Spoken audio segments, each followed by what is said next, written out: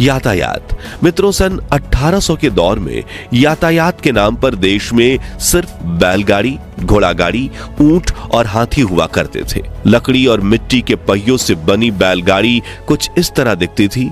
ऊंट की पीठ पर लोग कुछ इस तरह सवार हो जाते थे, जहां उनकी दोनों तरफ पानी और बाकी सामान ढोने की सुविधा होती थी। कई बार धूप न लगे इसलिए ऊंट की पीठ पर ऐसा टेंट भी बनाया जाता था और शाही घराने के लोग इस तरह पालकी में सफर किया करते थे, जिसमें 4 से 6 लोग अपने कंधे पर ढोते हुए कई किलोमीटर तक पैदल चलते थे। उस वक्त ऐसे हाथ गाड़ी भी होते थे जिसे चलाने वाले श्रमिक लोगों को बैठाकर पूरी ताकत से इस गाड़ी को खींचते हुए चलते थे। तपती धूप में बिना चप्पल के, शरीर पर आधे कपड़े ढककर ये सुबह से रात तक इस तरह हाथ गाड़ी खींचता करते थे। वहीं रॉयल फैमिली के नवाब अपने सफर के लिए हाथी का इस्तेमाल करते थे और आज आम इंसान अपनी 11 नंबर की गाड़ी पकड़कर यानी पैदल चलते हुए भी खुशी से कच्चे रास्ते, कांटेदार जंगल और खड़ी चट्टानों को पार कर लिया करते थे। गुलामी की जंजीरों में जकड़े भारत का दूसरा पहलू यानी शाही घरानों का जीवन। मित्रों, उस दौर में हमारी दुनिया भी कैमरों की तरह ब्लैक एंड व्हाइट हुआ करती थी। उस वक्त फोटोग्राफी के लिए बड़े बड़े कैमरे इस्तेमाल होते थे और एक तस्वीर खींचने में 10 से 15 मिनट लग जाते थे। चूंकि कैमरे महंगे होते थे, इसलिए फोटोग्राफी का शौक सिर्फ ब्रिटिश सरकार या भारतीय रियासतों तक ही सीमित था और वो अपने शासन काल की यादों को इतिहास के पन्नों में समेटने के लिए कई तस्वीरें खिंचवाया करते थे। जैसे कि यह तस्वीर त्रिपुरा के महाराज वीरचंद्र और उनकी पत्नी मोनोमोहिनी की है, जिसे 1880 में खींचा गया था। यह तस्वीर महारानी चिंकूबाई राजे सिंधिया की है। ये कूच बिहार के महाराज नृपेंद्र नारायण की तस्वीर है। ये जयपुर के महाराज सवाई माधव सिंह और उनके 2 बेटों की तस्वीर है। वहीं ये फोटो राजा रवि वर्मा और शेठ लक्ष्मण दास की है, जिसे 1890 में खींचा गया। चलिए अब कुछ दुर्लभ वीडियोस फुटेज देखते हैं जो भारत के राजाओं के साम्राज्य की एक झलक दिखाती है।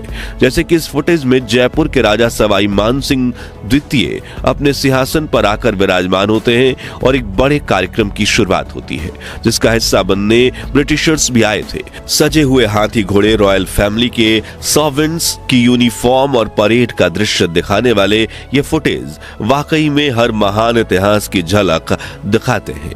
आपको बता दें कि मानसिंह द्वितीय कछवाहा वंश से संबंधित जयपुर के अंतिम शासक थे। उन्होंने 1922 से लेकर राज्य के भारत में विलय यानी 1949 तक शासन किया। अब इस रेयर फुटेज को देखिए, जिसे सन 1938 में अलवर में रिकॉर्ड किया गया, जब वहां राजा के दरबार लगने के बड़े कार्यक्रम को आयोजित किया गया था।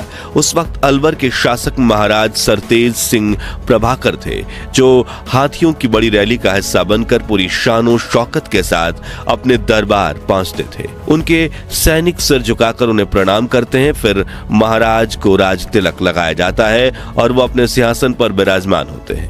आगे कई लोग महाराज के सामने प्रणाम करके पहुंचते हैं और फिर कलाकारों का एक समूह उनके सामने नाच गाने की कला का प्रदर्शन करता है। आखिर में महाराज अपनी पालकी में बैठकर महल की तरफ रवाना होते हैं। कैमरे में कैद भारत का महान इतिहास। मित्रों, 1870 से 1900 के दौर तक भारत के लेजेंडरी फोटोग्राफर राजा दीनदयाल ने उस दौर की यादों को अपने कैमरों में कैद किया, जिन्हें देख आज हम अपना इतिहास याद करते हैं। राजा दीनदयाल ने देश के कई शहरों में अपने स्टूडियोज खोले थे। 50 फोटोग्राफर असिस्टेंट को नौकरी पर रखा था और अखंड भारत की करीब 30,000 फोटोज क्लिक की थी, जिनमें से सबसे ज्यादा लोकप्रिय ये फोटोज हैं। 1899 में खींची गई इस तस्वीर में हैदराबाद के नवाब निजाम महबूब अली खान अपनी रॉयल फैमिली के साथ एक पेड़ के नीचे बैठे हैं और जमीन पर बाघ की खाल बिछाई गई है। 1888 में खींची गई ये तस्वीर आंध्र प्रदेश के हमनकोंडा में मौजूद 1000 पिलर्स वाले मंदिर की है, जिसका निर्माण सन 1163 में हुआ था और 862 साल बाद आज भी ये मंदिर वैसे ही खड़ा है। वहीं 1886 में खींची गई ये तस्वीर मुगल शासक अकबर की बेटी के मकबरे की है। मित्रों, उस दौर में राजस्थान के डीग में महाराज सूरजमल का डीग महल काफी मशहूर था, जिसे उन्होंने सन 1872 में बनवाया था और 1884 में खींची गई ये तस्वीर उसी डीग वाटर पैलेस की है।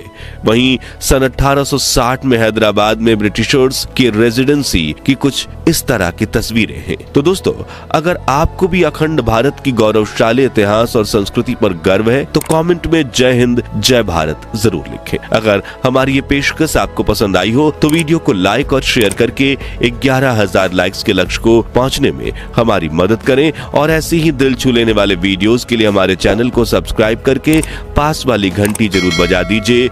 जय हिंद, वंदे मातरम।